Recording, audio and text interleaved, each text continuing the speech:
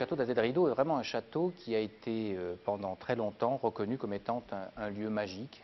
On rêve, on vient y rêver, on vient y déambuler. On dit que c'est le château de la Belle au Bois dormant. Le mythe de Psyché parle évidemment d'amour, il parle aussi de beauté. Et je crois que cette union est une union extrêmement heureuse et elle permet, à mon sens, d'avoir une des plus belles expositions estivales de cette année.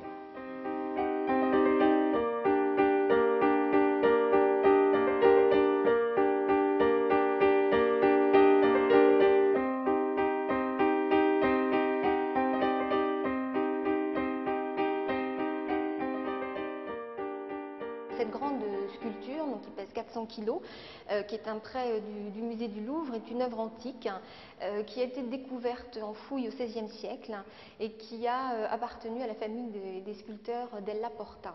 Et donc ces sculpteurs l'ont restaurée puisque lorsqu'elle a été découverte, elle n'avait plus d'ailes, elle n'avait plus de bras et elle n'avait pas de tête.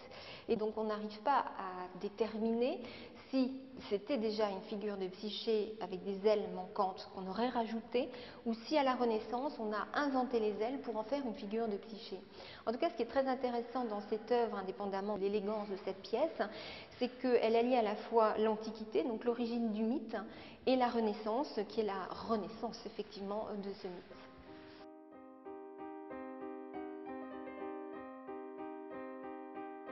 La période médiévale semble ignorer en fait cette histoire et c'est véritablement au tout début du XVIe siècle en Italie qu'on redécouvre le mythe et donc que l'on va illustrer cette histoire. Et donc la particularité, c'est qu'on va chercher à illustrer l'intégralité de l'histoire, donc tous les épisodes qui vont marquer sa vie.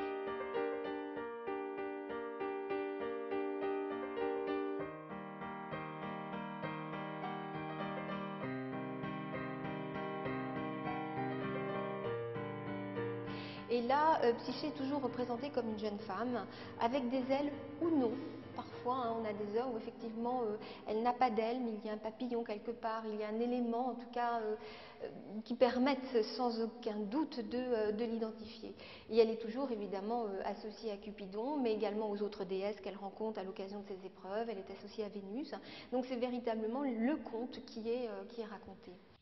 Travaillant sur les tapisseries du château d'Azedderido, nous avons découvert des informations mal connues et mal reliées entre elles qui nous ont permis de comprendre que 3 tapisseries de l'histoire de Psyché, présentées et conservées au château depuis fort longtemps, appartenaient à un ensemble dont nous avons retrouvé des pièces à l'étranger. Comme tout conservateur qui se respecte, j'ai eu envie de rassembler les éléments existants et localisés. Évidemment, l'histoire de Psyché elle-même pouvait s'enrichir d'autres objets que les tapisseries. Et l'idée est venue tout simplement d'enrichir le propos avec des œuvres antérieures et postérieures à nos tapisseries et sur des techniques et des matériaux variés. Lorsque l'on avance dans le temps, dans les siècles, la fin du XVIe siècle, le XVIIe siècle vont privilégier des épisodes particuliers et notamment le moment où justement elle découvre l'amour endormi qui sera un des moments de prédilection. On va également aimer beaucoup représenter la toilette de Psyché qui est un prétexte à représenter des nudités féminines, donc qui est également une iconographie qui va particulièrement séduire et faire partie donc de ce qu'on appelle les amours des dieux que l'on met en scène à partir du XVIIe et pendant tout le XVIIIe siècle.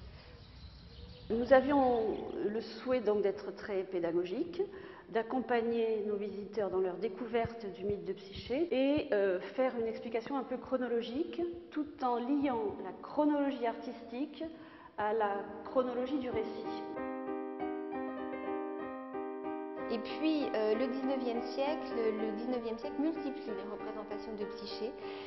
Psyché est le plus souvent isolé et Psyché est très souvent réduit, je pourrais dire, à sa plus simple expression, qui était presque celle aussi avec laquelle elle est née pendant la période antique, c'est-à-dire le papillon. Et au XIXe siècle, beaucoup d'objets, notamment donc dans les arts décoratifs, vont évoquer le mythe de Psyché uniquement à travers un papillon. Le terme de Psyché en fait désigne un objet usuel qui est un miroir, effectivement, qui est un miroir particulier puisqu'il n'apparaît qu'après la Révolution française, donc à l'extrême fin du XVIIIe siècle et surtout au tout début du XIXe siècle. C'est une véritable révolution dans les appartements puisque ce genre de grand miroir était placé dans les chambres. Donc dans l'intimité, et c'est la première fois que dans l'intimité, l'on va pouvoir se voir de la tête aux pieds. Jusqu'alors, il y a des miroirs de petite taille, mais jamais qui permet donc de se voir entièrement habillé ou nu, parce qu'on introduit également cette idée de la nudité. Et le terme de psyché fait référence justement au reflet. Psyché, le terme veut dire c'est l'âme, donc le miroir c'est le reflet du corps mais également le reflet de l'âme, d'où le jeu de mots probable lié à cet objet très spécifique.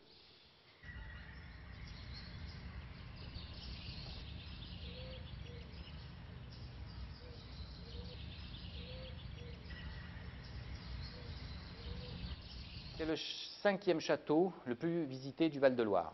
C'est un monument qui a un très fort potentiel. Je crois que Madame le Président a une grande ambition pour ce monument et je crois qu'on doit pouvoir profondément encore augmenter ce taux de touristes qui est actuellement de 293 000 visiteurs en 2008.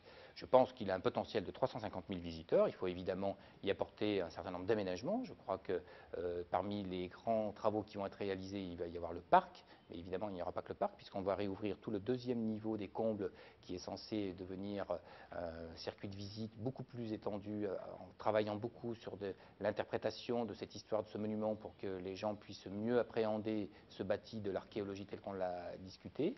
Voilà, donc je crois qu'on va avoir dans les 2 ou 3 ans une rénovation, une proposition culturelle très nouvelle, et ça permettra, à mon avis, d'accueillir un public nouveau.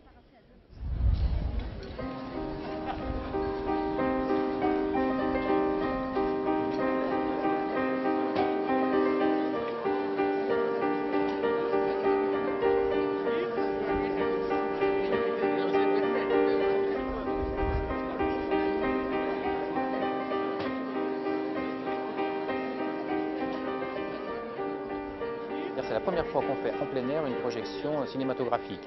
Alors, c'est intéressant parce qu'on va projeter des films du patrimoine. Donc, il va y avoir 3 films, 3 soirées, 3 films. Chaque fois, les gens vont pouvoir venir acheter un panier pique-nique ou venir eux-mêmes avec leur pique-nique à partir de 21 h. Pendant 1 heure, 1 heure et quart, voire 1 heure et demie, ils vont pouvoir déambuler dans le parc, pique-niquer.